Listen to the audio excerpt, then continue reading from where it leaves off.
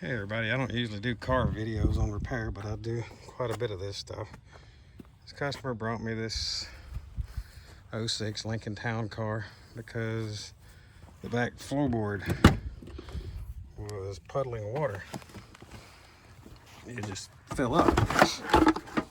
Sorry, that's my seat I used to move it. It was filling up back here.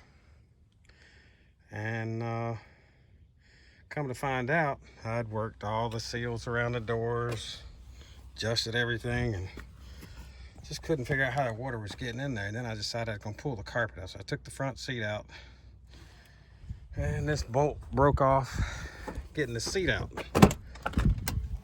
This one here. Of course, I took a torch and heated it and got it out. It was so rusty, and all the framework on the seats are like rusty. Both of them.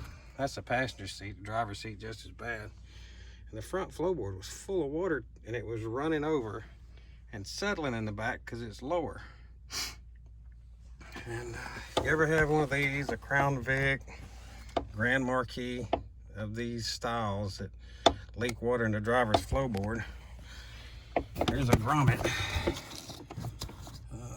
right up there behind the parking brake cable where the hood release comes in. I've already filled that with silicone outside also. But looking for that little piece of, I'll see it now. There's a piece of foam here that I pulled out that where I had to tear this out. But if you look at it when you take it out, it'll have a big water stain around it. But I mean, this has been 3 days that I've been trying to get the water out of this thing, letting it run. I mean, look, this padding underneath this carpet and sound barrier is so dense, it takes forever to dry out. But that's the leak on this side, the driver's side. It's up here. The mice love to take this piece of foam that's normally here, and they'll take it and they'll pack it down under the wiper motor, and it stops up that port under there, that drain port, and then all the water comes over to here to drain out, and it drains straight down. I put this piece in to divert the water, and there's the cable. It lands right on top of that cable and runs right in the floor when that grommet goes bad. But I had this plastic strip. I think you hold gas tanks on tractor trailers with it or something. The strap goes through it, but I just forced it up under here to hold it, and I cut a hole in it, took this ground off, and just kind of slipped it over it to hold it up. So when the water drips down out of here, it hits it and diverts it to the side, so it doesn't land straight on that cable. And of course, the mice had chewed this whole harness up, just nicked the top of the wires. So I repaired that and taped it all up, got that put in. But on the passenger side, water from this port right here, this little rubber flapper, leaves will fill that up, and then this will fill up and run over in here into your air box and get the passenger side floor wet. I don't know if you can see it, but right here, I take these off and I replace this rubber. You can get this called Frost King adhesive weather strip from Walmart, and I put 2 layers of it here because I take the old stuff off. It's all deteriorated and just comes all apart. And I take that and replace that, and these screws have slots in them, so you can push down on this and make that foam have a good contact and seal. See, there's the piece of foam that's on the passenger side. It's still there. Clean all the clean all the crud out from in here and everywhere, and put all that back together.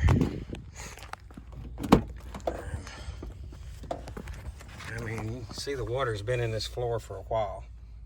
I mean, it's rusted that, rusted all that up under there. This one broke too, but it actually moved before it broke. So I was able to get it out without a whole lot of problem. You can see where water's been sitting in here a long time. And the back floorboard was wet under the carpet, but it wasn't through the carpet, so you couldn't see it. That kind of threw me off. So anyway, I mean, even this foam here, so it's still got water in it. It's getting drier though. It's just, I cranked the car up and let it blow the heater on. But that's kind of what you have to do to these. Clean them up, dry them up, so they don't get that moldy, mildewy smell. And the windshield's got a crack in it over here anyway, so he's gonna have the glass company come out next week and put a new glass in it. Oh, and the carpet. This is the carpet. You can see where the rust had embedded into the foam. I mean, this thing's been out here for like 4 days in the sun. And watch this. Water still in that foam. It's crazy. I mean, it's not nearly as bad as it was because it was just all 100% saturated. This thing must have weighed, me and my wife picked this thing up and threw it up here the first time, must have weighed 100 pounds. It was heavy and just water poured. I mean, it's starting to dry out, thank goodness. I put it in the shop every day. Once the sun starts to go down. But yeah, it's still wet there. Look at that.